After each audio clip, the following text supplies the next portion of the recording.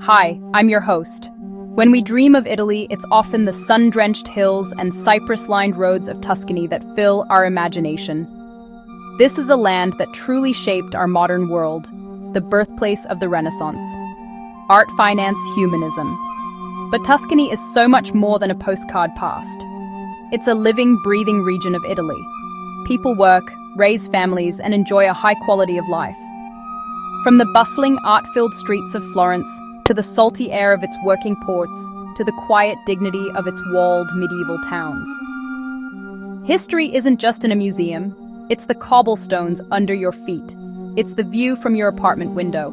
Today, we're going to journey through this remarkable region not as tourists, but as someone considering a new home. We'll look beyond famous sites to understand the pulse of each provincial capital. What makes its economy tick? What is the rhythm of daily life? Where do people actually live, and what does it cost? We'll connect the dots between art, the culture, and the practical realities of making a life here. It's one thing to visit the Uffizi for an afternoon, but another to imagine doing your grocery shopping in the shadow of the Duomo. Whether you're dreaming of retiring under the Tuscan sun, seeking a new career, or simply wanting to understand this region more profoundly, this guide is for you. We'll explore 10 distinct cities, each with its own story and vision for the future. So grab your notebook and an imaginary cappuccino. Let's get to know the real Tuscany, city by city. In this video, we'll explore each city's essence, what it's like to live there, what drives their economy, where you might live, and what you must see. Chapter 1. We begin in Florence, or Firenze, the undeniable queen of Tuscany, the cradle of the Renaissance, a living, open-air museum. Walking these streets, you're tracing the footsteps of Michelangelo, Leonardo, the Medici. But Florence is not frozen in time. A population of around 380,000. Vibrant, bustling. Its economy blends old and new. Tourism is the titan here.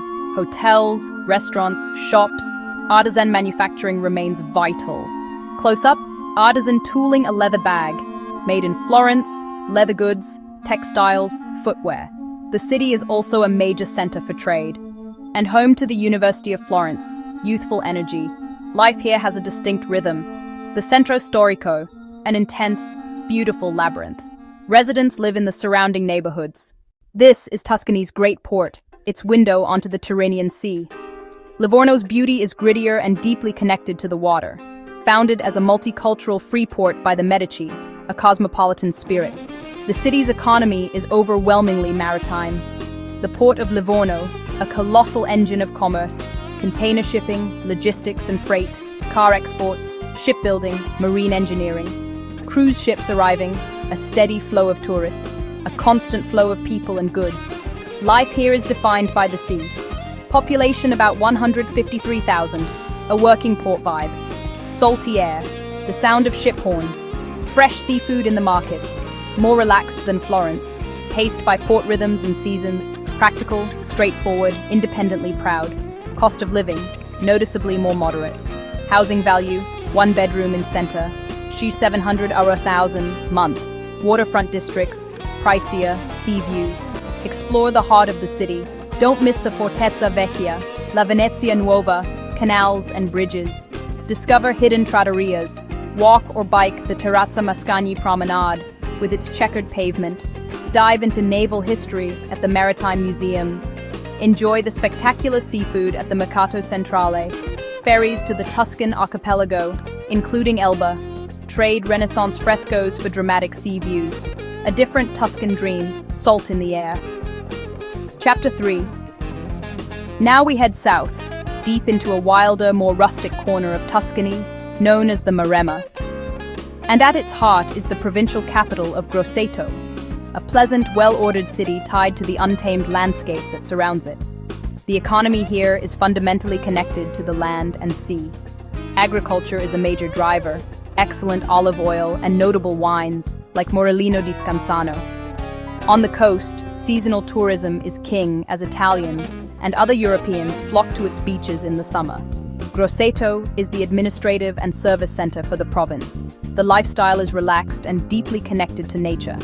The city has a population of just over 80,000, more spread out and less frenetic than the northern Tuscan cities. This is a place for open space and the outdoors. You're just as likely to see a farmer's pickup truck as you are a Fiat 500.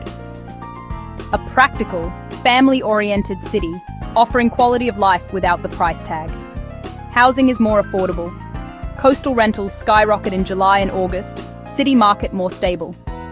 Highlights: a perfectly preserved hexagonal wall encircling the center. Walk or bike along the ramparts.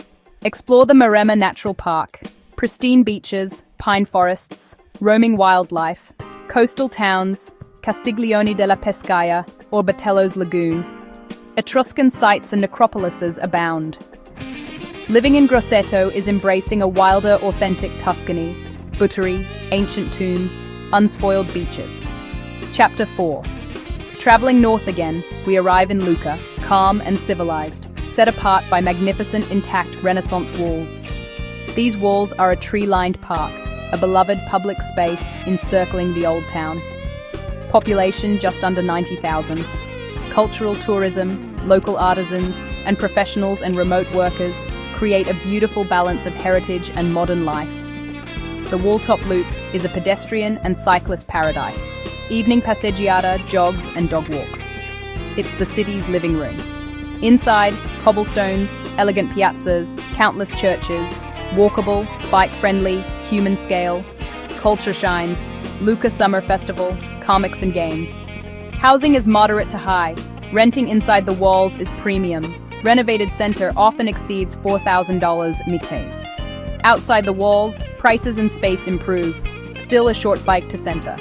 Climb Torre Guinighi, sip coffee in Piazza dell'Anfiteatro, admire San Martino and San Michele. Lucca whispers with understated elegance. Chapter 5. Northernmost Tuscany. Jagged Apuan Alps plunge to the Tyrrhenian, a land defined by marble.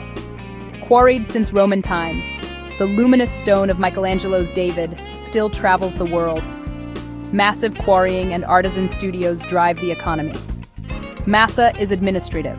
The coast thrives in summer. Life blends mountain grit and seaside ease. Population disperses across Massa, Carrara, Marina di Massa.